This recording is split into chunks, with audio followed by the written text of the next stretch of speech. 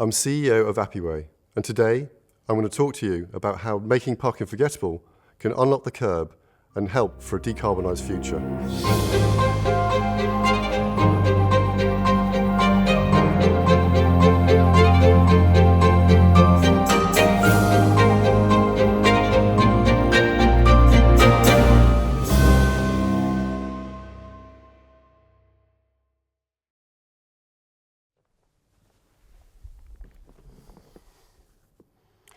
Hello, I'm Dan Hubert, and this is my Oxford talk.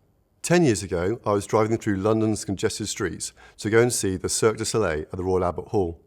With only minutes until the show began, I was faced with the dilemma of where to park my car, as every single space, as far as the eye could see, was full. Right outside the concert hall, though, was a thin, single yellow line painted along the curb that was completely free from any other parked cars. No street signs explained the rules, and no one else had dared to park there for risk of getting a parking fine. Luckily, as I was about to drive off, a traffic warden strolled by and I asked him in the off chance if I could park there. To my surprise, he said yes, I could, and explained there were parking signs 2 streets away that displayed all the rules. I immediately parked up right outside the entrance and with VIP access hurried to my seat just in time for the show to start. While the acrobats performed death-defying stunts, all I could see in my head was a world very much like in the Hollywood movie Tron. A world where edges of the roads were made up of bright digital lines defining all the boundaries. I began to imagine a world where drivers could discover rules before they set off, or see a digital version of the kerbside displayed over navigation apps, so as you drove along, you could immediately know if you could park or load along every meter. I had a vision that I could make parking forgettable. After the show, I hurried back and opened my computer and searched through all the council websites to see what parking information was available. Sadly, there was very little, except for some old-style parking maps with illegible parking zones drawn over the top. I began to print off hundreds of files and create a giant map that filled all of my walls and floors.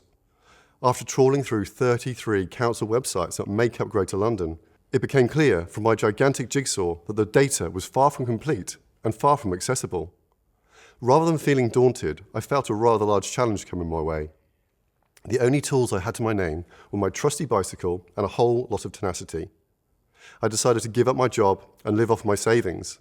And over the next 6 months, I cycled hundreds of miles across London and took thousands of photographs, recording every detail. After painstakingly standardizing, digitizing, and centralizing thousands of zones and endless restrictions, I hired a developer to help me turn the data into a simple mobile app for all London drivers to discover. After some media attention in the London news, a large fleet approached me and asked for help, as they receive millions of parking fines every year. It turned out that my solution, born out of my frustration, was relevant to way more people than I have ever imagined. Every day across the world, billions of vehicles embark on a journey to get from A to B. But in reality, most journeys are a parking disaster waiting to happen, as they aimlessly drive for 5 minutes around B, trying to find the next best option. Imagine walking into a supermarket where there are no aisle numbers, no prices, no product segments, and when you arrive at the checkout, you don't even know if your card will be accepted or not. There would be chaos. This fundamental lack of information about our destination means that 30% of congestion on our roads is actually made up of vehicles looking for a space. The network effect of billions of individual car trips across the world, all driving into the great unknown, is causing huge economic and environmental impact. Over a quarter of the UK's CO2 emissions are caused by transportation. And most of this is from the exhaust pipes of personally owned cars and taxis, rather than from buses and trains. Exhaust pipe emissions mean that literally every schoolchild in London is exposed to dangerously high levels of toxic air every single day, and that poor air quality causes approximately 30,000 deaths each year in the UK alone. I'm pleased to say that the UK government now supports this digital vision and is actively pushing for a nationwide transformation over this legacy asset in the next few years. This will require a big push though, as hundreds of individual local authorities struggle to manage their kerbside in their own unique way and have varying budgets, resources and transport agendas. To add to this challenge, they're all currently working with outdated regulation that was published in the mid-1980s. This was at the same time when it became illegal not to wear a seatbelt and smoking was banned on London's Underground. The world has changed a lot since then, but sadly some rules cities have to work with haven't. The kerb is surprisingly a place of geopolitics as politicians manage the hearts and minds and garner the votes from local residents who are very territorial over what happens on the publicly owned roadside outside their property. By digitising, categorising every metre of the roadside inventory, we can create incredibly granular on-street maps that fundamentally change the way we use the kerb.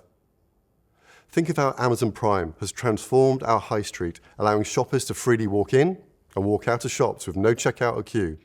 They've actually made grocery shopping a seamless and enjoyable experience. The climate crisis desperately means we need fewer personally owned cars on the road and anyone using a car to drive less.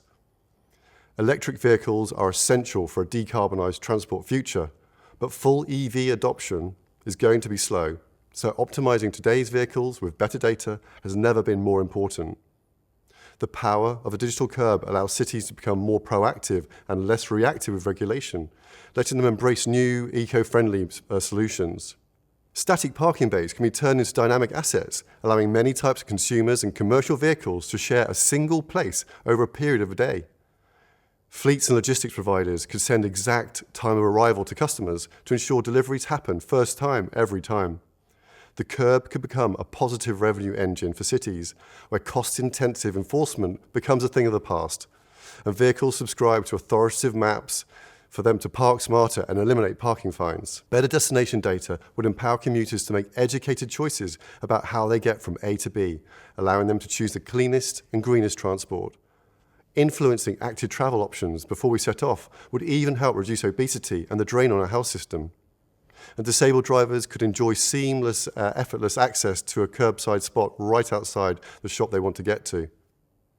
Finally, digital kerbs can ultimately put cities back in control, giving them a powerful urban-style air traffic control platform that beautifully synchronizes incoming vehicles and logistics at scale. Road network managers could finally have the tools to transition more effectively to a carbon zero future. So next time you walk along the street and look down at the kerb, there's a chance you'll never look at those 4 inches of vertical concrete in quite the same way ever again. This once neglected analogue asset lying in the gutters of our cities has the potential to digitally transform itself into a Hollywood hero and save our cities, turning them into more livable, safer, breathable, and more enjoyable places to be.